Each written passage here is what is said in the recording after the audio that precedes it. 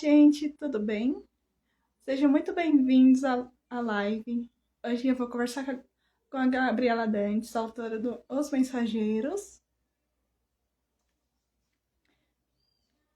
Vamos, vamos lá.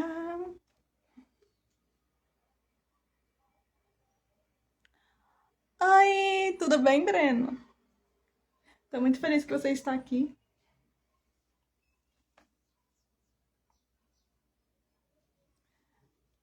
Vamos lá. Oi, amor. Tudo bem? Gostosinho da minha vida. Estou muito feliz que você está aqui, de verdade, Breno. Oi, tudo bem?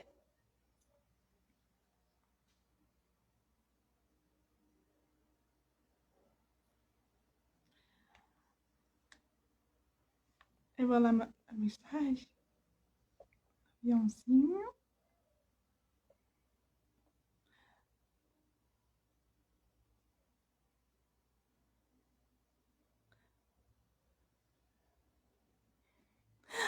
Oi, Gabriela! Tava esperando você. Vou mandar convite pra você.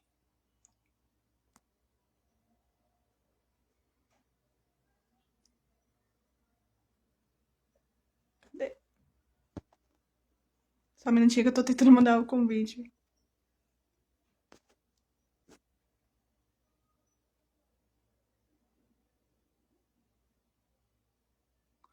Gabriela, tudo bem você mandar o convite aqui? Porque eu não tô conseguindo mandar. Será que você consegue mandar a sua digitação, por favor?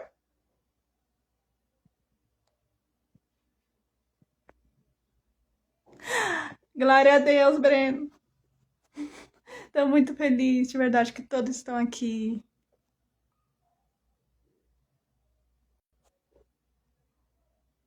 Ai, obrigada.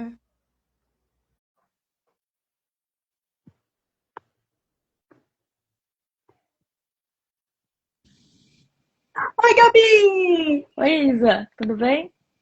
Tudo bem? Tudo jóia. Você tá me ouvindo bem? Tô sim, tô sim. E você? Tá me Também. ouvindo? Tô sim, tô sim. Ai, Gabi, que bênção ter você aqui. Tô feliz de estar aqui, obrigada pelo convite. O prazer é todo meu. Então, vamos começar? Vamos lá. Então, eu tenho umas perguntinhas aqui para você. Se o pessoal da live quiser mandar perguntas, pode mandar.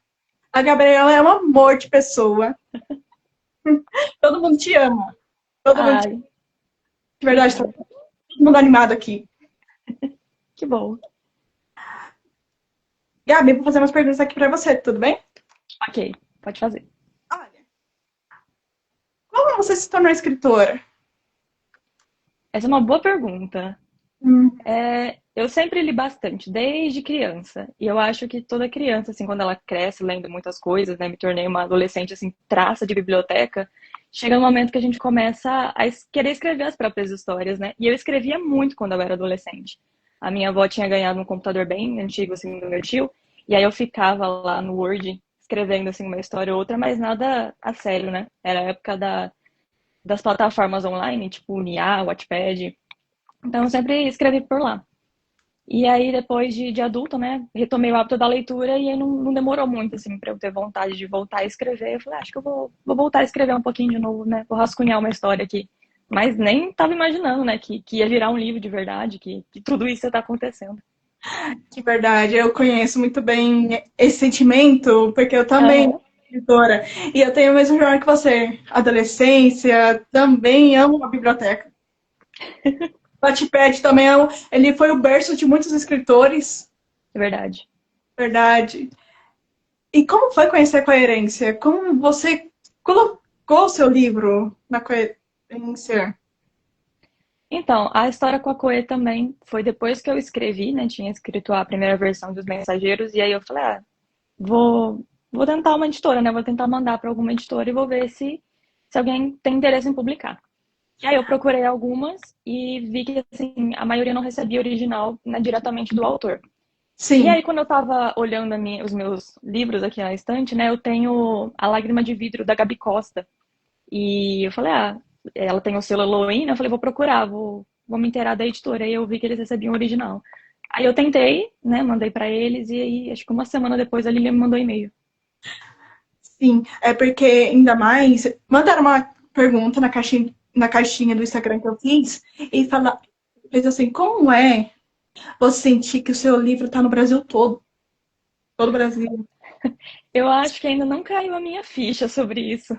Às vezes eu paro para pensar um pouquinho, né, sobre as pessoas que estão onde ele tá chegando, né? E eu fico tipo, cara, eu não acredito que essa história saiu, assim, da minha casa, né, do meu computador e tá chegando em tantas pessoas. Então é muito doido ao mesmo tempo que, assim, tá na lista de coisas que eu falo que só o Senhor pode fazer. Sim, de verdade, porque tá tocando muitas vidas. Vidas vão ser Glória a transformadas, Deus. porque até tocou a minha vida, seu livro. Amém. Foi lindo. Aí, quais coisas que te inspirou para escrever Os Mensageiros? Eu tava meditando num versículo na época, né? E tava tendo uma conversa com o Espírito Santo sobre força. Eu lembro que eu tinha lido a segunda carta aos Coríntios, se não me engano, e Paulo falava que ele se gloriava nas suas fraquezas, e eu lembro que eu conversei com o Espírito Santo sobre isso e falei assim, nossa, mas por que nas fraquezas, né? A gente sempre dá tanto valor na característica da força, né? Hoje em Verdade. dia, você ser chamado de uma pessoa forte é um grande elogio, pelo menos pra mim sempre foi. Mas Paulo falava que ele se gloriava nas suas fraquezas. Eu comecei a meditar em cima daquilo e fiquei me perguntando por quê? Qual que é o grande segredo disso? E eu já queria voltar a escrever, estava, né, tentando bolar uma ideia e não conseguia, né? Nada me vinha à cabeça. E aí, conforme eu pensava nisso, né, e pensava assim, né, em como a nossa força, né, quando a gente quer resolver as coisas com o nosso braço, né, isso nos mostra que nós somos autossuficientes demais para depender do Senhor. Eu descobri que Deus queria que eu trilhasse o caminho inverso e descobrisse a vulnerabilidade. E foi aí que a Enila nasceu. Como essa personagem, assim, extremamente forte, né? E que sentiu que precisava ser forte a vida toda, mas que precisou trilhar um caminho contrário de vulnerabilidade e aprender que força nem sempre, né? É aquilo que vai mudar a nossa vida. Tem muito mais poder na vulnerabilidade, na dependência do Senhor do que na nossa própria força. Verdade, porque Jesus só quer nossas lágrimas. Exato. Verdade, ele só quer elas. Ah, ainda mais é porque a protagonista, ela colocava muito peso.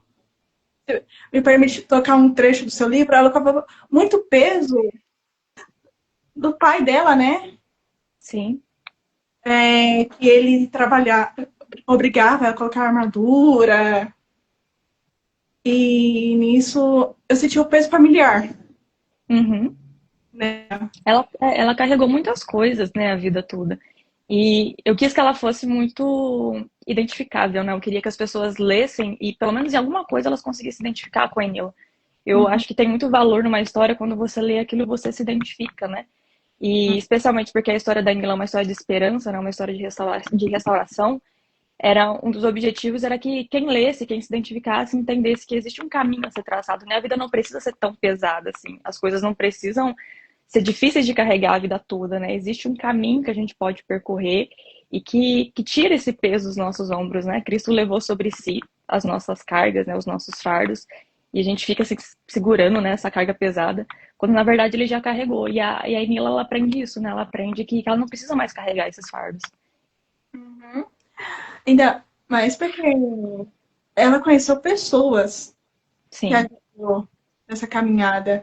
Ainda mais o menino dos olhos verdes. O crush literário das meninas. Coitada de todo mundo. Eu vi as meninas, todo mundo suspirando pelo Sebastian. Ele é meu personagem favorito. Ah, é? É, ele é. E me conta como foi criar ele? Olha, o Sebastian, ele foi um personagem que ele veio na minha cabeça um pouco depois da Enila, né? Isso é uma coisa que eu acho até que só uma amiga minha, não, ela chama Grace, acho que ela tá até por aqui, acho que eu vi ela entrando, sabe? Eu falei pra ela que os dois eu não tinha certeza se eles iam acabar como um casal. E ela falou assim pra mim, é lógico que eles iam acabar como um casal. Eu li 3 capítulos e pra mim eles iam acabar como um casal. E criar o Sebastian, ele foi também muito intencional, no quesito de apresentar para as garotas um modelinho do que elas deveriam procurar. Porque hoje a gente tem muita romantasia, a gente tem muita história com muitos rapazes, assim, né? A gente chama daquele caráter duvidoso, né? O morano sarcástico. E assim, a maioria deles tem um tracinho meio tóxico, e eu queria puxar um pouco de volta, assim, pro que você procura numa pessoa estável. Entregar um modelo novo mesmo, sabe? Para as meninas olharem e falar assim, olha, eu quero alcançar isso aqui pra minha vida. Eu quero uma pessoa que me respeite dessa forma como o Sebastian respeita a Enila. Ele não precisou fazer nenhum, assim, grande ato heróico por ela, porque quem tinha feito, no final das contas, foi o próprio Asher, né? Que fez o grande ato heróico da vida dela. Mas que era alguém que estava ali, que não abandone, que é constante e que compreende, que luta junto, né? Tiago. Que verdade. Que verdade. E ainda mais, Os Mensageiros, porque o título dele. Esse título foi inspirado naquele versículo que fala que nós somos cartas vivas. Então, a grande intenção também era mostrar assim, que o nosso testemunho é uma grande mensagem, né? A nossa vida é uma grande mensagem. Então, tudo aquilo que Deus faz na nossa vida, né? O nosso testemunho, a nossa história, é uma grande mensagem pregada para o mundo, né? Então, talvez uma pessoa não chegue a ler uma Bíblia, mas se ela olhar para a sua vida e ela enxergar aquilo que Cristo fez, aquilo é uma grande mensagem, né? Por isso que no final do livro, Asher fala para Enila, né, que agora ela é uma mensageira, né? Ela está carregando uma mensagem poderosa dentro dela, que é a forma como ela foi transformada ao longo do livro, né? A gente acompanha a jornada dela e acompanha essa mensagem sendo construída. E através dessa mensagem ela começa a pregar ali, né? Com a própria vida mesmo. Então, esse foi o intuito do título. Olha, eu vi aqui uma perguntinha aqui no chat. Uhum. E pergunta aqui o Breno. Como foi criar o treino dos filhos de Aurora? Então, o treino também, tudo foi intencional, na verdade, no livro, né? São pequenas alegorias, assim, para representar a nossa vida espiritual. E o treino às cegas, justamente, é porque a gente não pode confiar naquilo que o nosso olho está vendo, né? A nossa briga, ela é espiritual. Então, a gente não vai ver, na maior parte das vezes, contra o que a gente está lutando, né? E quando a Enila, ela precisa se desprender, assim, da visão dela, para ela entender qual que é o inimigo dela, é por isso que eles vendam os olhos, né? Para não depender da visão, não é pelo que a gente vê, é pelo que está por trás, né? O Sebastian ele dá alguns comandos assim durante o treino, ele vai falando sobre isso, né? Sobre o inimigo não poder ser percebido a olho nu. E é assim a nossa vida, assim, porque a gente não está lutando contra carne e sangue, né? Mas contra principados e potestades. Sim, ainda mais no livro de Efésios, ele fala disso, Efésios Sim, 6. sim. Exato. Exatamente. E uma perguntinha.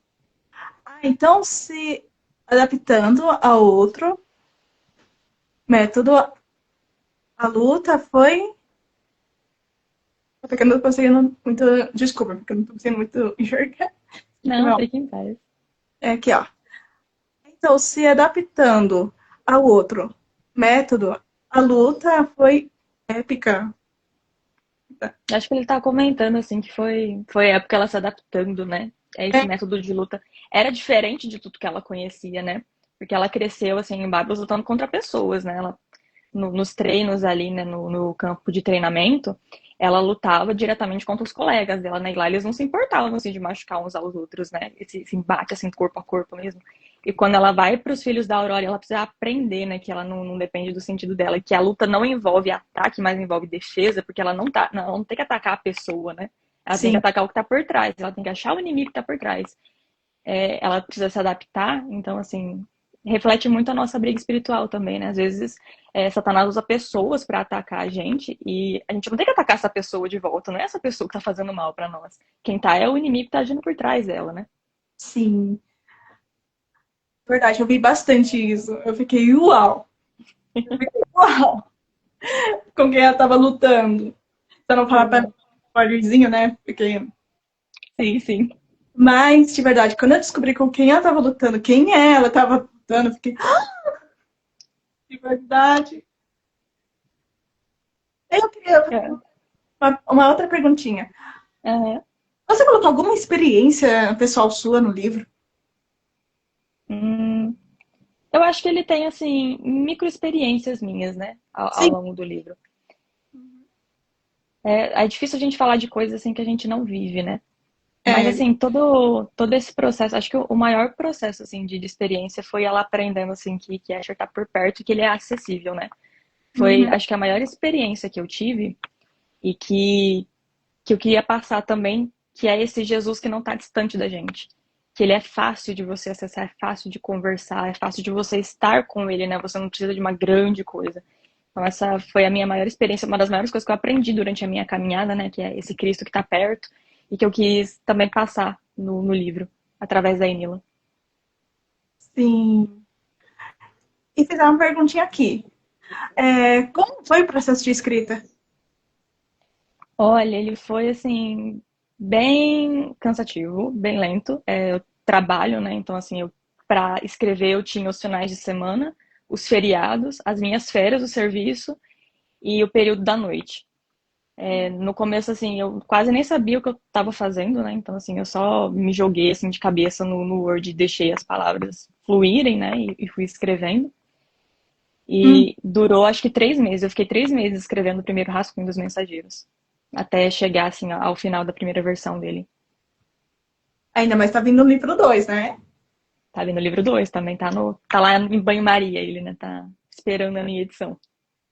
Ah, de verdade, porque eu vi seus stories, eu já quero ele. Se precisar de uma leitura crítica, tô aqui. Ah, agradeço.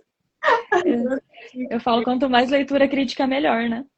De verdade, porque eu já tô apaixonada pelo seu livro. Então, acho que eu vou me apaixonar mais pelo livro 2. Olha, o livro 2 ele foi muito mais profundo para mim escrever do que o primeiro. Porque o Uhum. livro 2 a Enila já tá mais velha, né? Ela já tá assim, mais madura, só que ainda enfrentando algumas outras experiências, né? Tem outras coisas ali que ela tem que viver. E ver a Enila crescer espiritualmente foi muito gratificante para mim. Porque eu cheguei no final do primeiro livro sentindo que eu precisava de mais dela. E cheguei ao final do segundo livro sentindo que ela era uma velha amiga, né? Uma pessoa que eu já conhecia, assim, de cabo a rabo há muito tempo. Então foi muito gratificante escrever o segundo livro também. É uma história que eu tô doida assim para compartilhar também quando ela estiver pronta, né?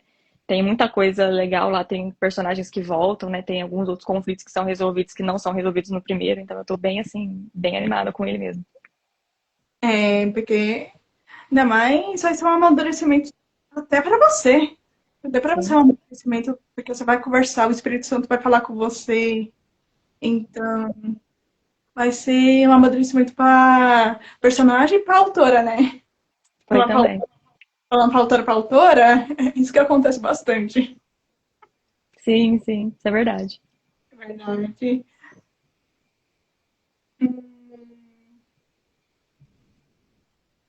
Vamos ver aqui outras perguntas. Se alguém tiver alguma dúvida, pode conversar com a gente, Uhum, porque a conversa tá gostosa, eu tô amando esse também bate-papo. tô. Uhum.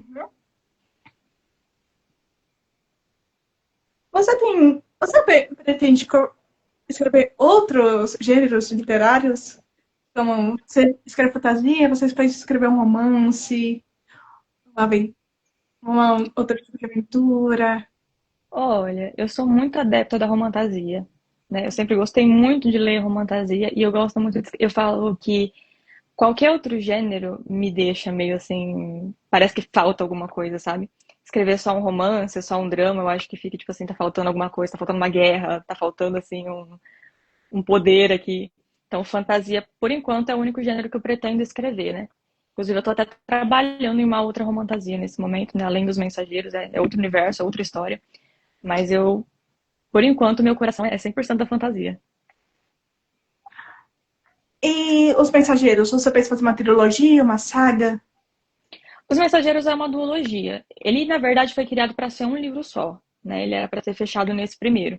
Só que quando eu cheguei na metade dele, eu descobri que eu precisava de um pouco mais, assim, da Enila. Aí eu comecei a trabalhar já na ideia do segundo livro. Mas ele fecha no segundo livro, então ele é duologia.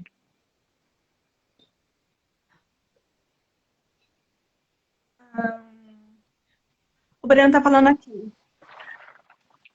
A teimosa Genila e a sua residência em aceitar mudanças de hábitos.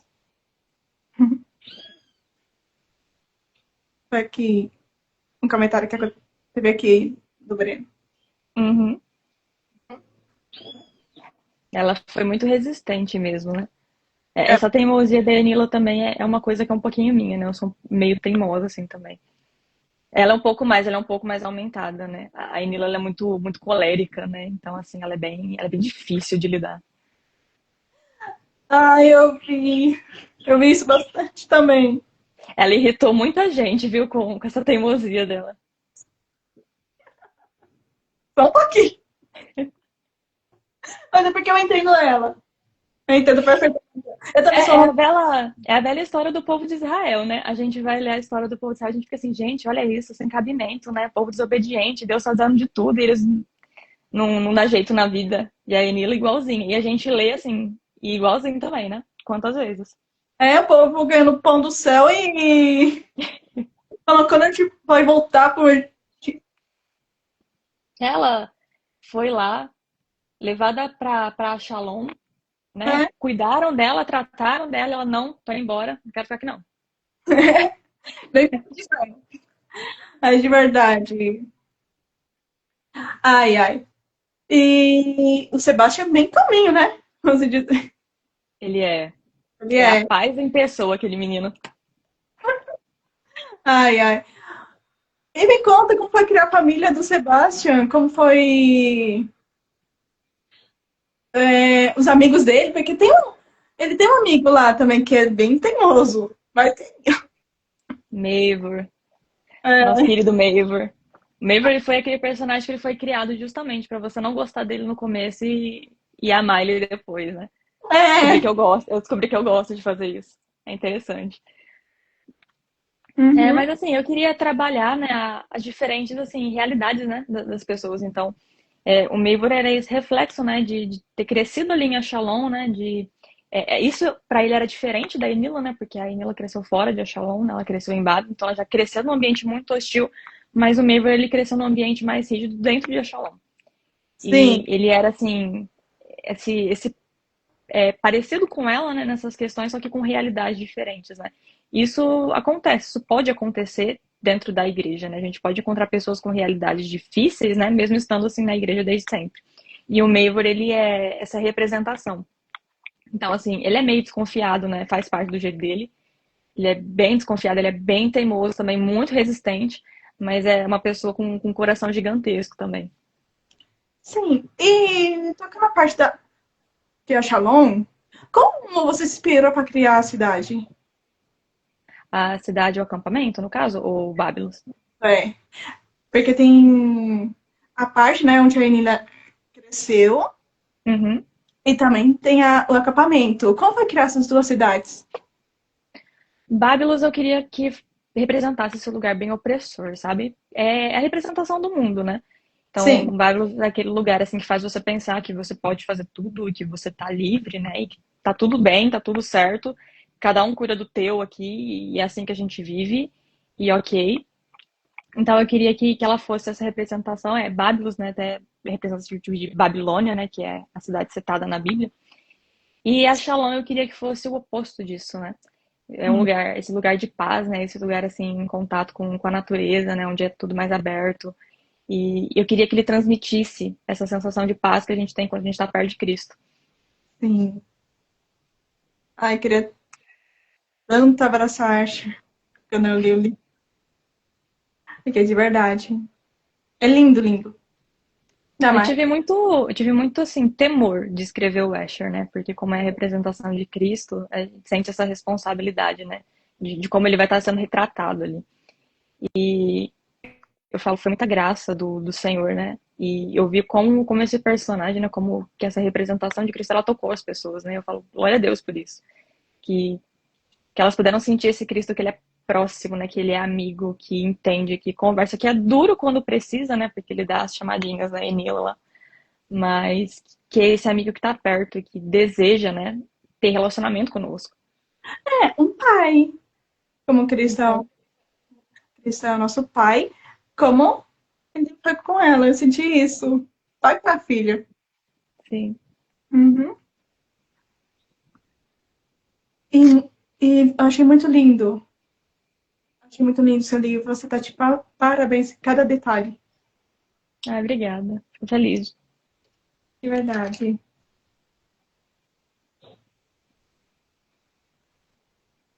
Ah, as perguntas aqui estão diminuindo. Tá respondendo, graças a Deus. Você gostaria de falar alguma coisa? Eu acho que teve uma pergunta aqui, né, do Gustavo, perguntou como é que surgiu a temática da carne versus o espírito e o que levou a escrever sobre esse tema. Uhum. Então, eu me inspirei muito na história do peregrino, né? Eu gosto muito da forma como John Bunyan ele pegou a caminhada cristã e ele alegorizou tudo, né, para mostrar como que era isso de forma figurada. E eu quis fazer a mesma coisa com a luta da carne versus o espírito, porque é um tema muito atual, é a primeira luta que a gente tem quando a gente se converte. E às vezes ela é meio difícil de explicar, né? Quando uma pessoa lá entra na igreja, ela é nova convertida, assim, até ela entender como que funciona o mundo espiritual e esses pequenos fundamentos demora um pouquinho. E eu queria simplificar isso. E Sim, eu pensei, né? Que forma melhor do que não uma história, né? Também alegorizada. Então, a gente traz alguns elementos, né, algumas alegorias ali, para tornar mais fácil essa compreensão. E é um tema que eu sempre gostei muito de estudar, né? Desde que eu me tornei cristã, essa questão da batalha espiritual, né? E passar isso como uma história foi uma forma de simplificar. Para quem é novo convertido, até para quem não é novo convertido, né? Para quem já está caminhando já faz um tempo, mas torna essa compreensão bem mais fácil. isso é muito bom, de verdade. É bom a gente estudar bastante isso, ainda mais o livro O Peregrino retrata bastante isso. Eu também li esse livro e eu sou apaixonada também pelo Peregrino, de verdade. Ele é clássico, né? É um clássico, assim, da literatura cristã e é fantástico. É, vamos dizer que o autor, né, ia conversar bastante com o apóstolo Paulo. Sim, ele se ainda mais. É, você se inspirou em algum. Vamos falar de livros então. Você se inspirou em O Peregrino e também em algum outro livro, alguma música também te inspirou?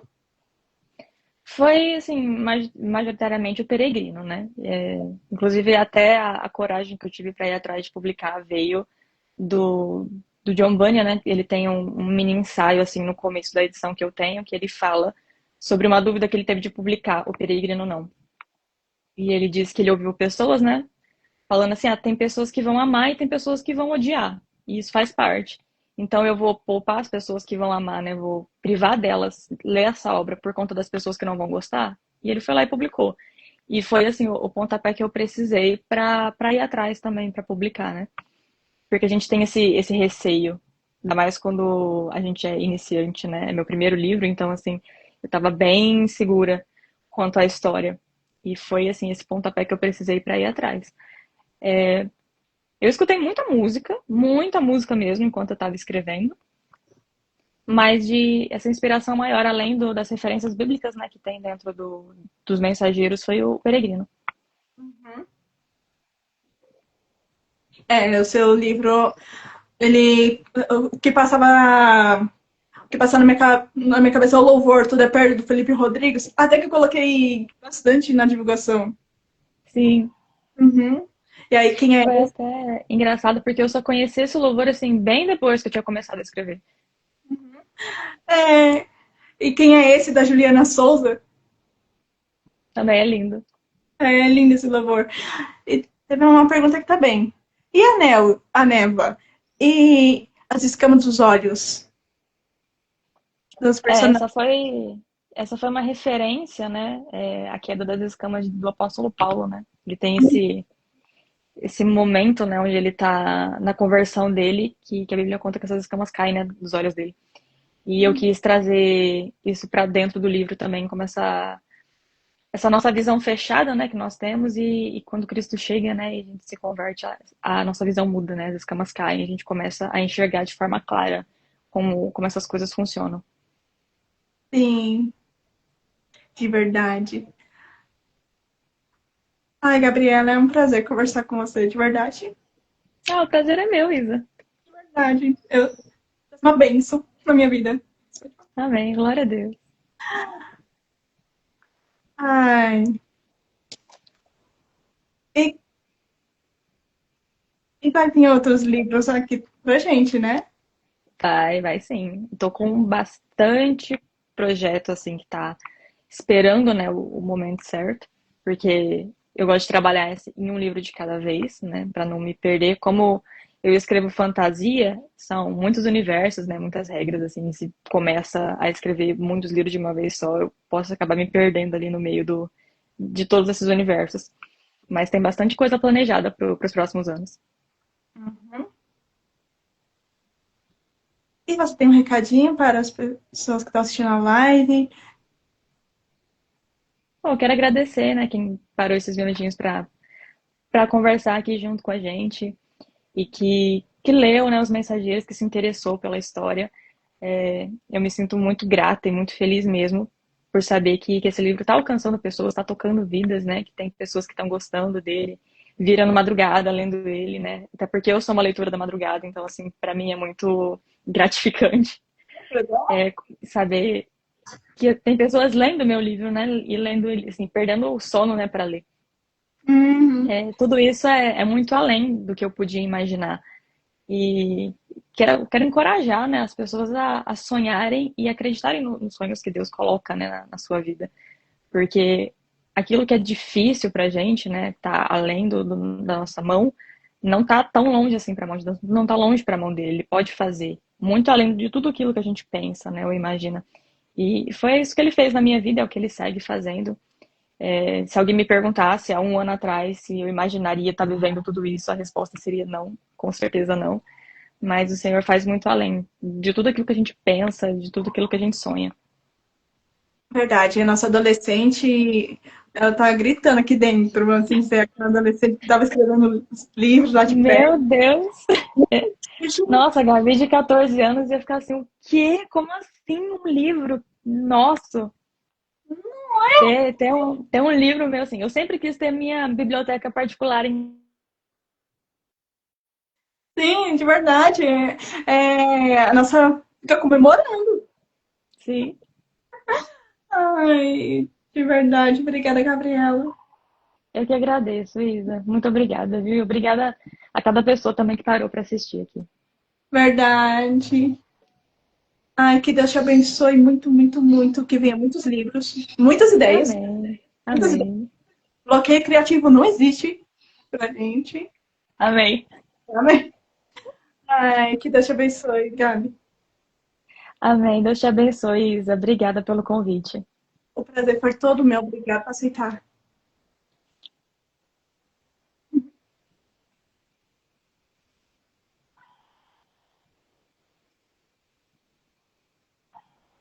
Que Deus te abençoe. Vou desligar.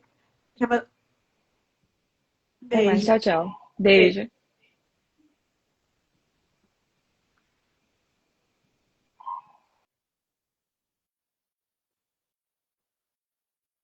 Obrigada, viu, gente, por assistir a live. Foi um prazer enorme conversar com a Gabriela. Que Deus abençoe a vida dela e de todos vocês.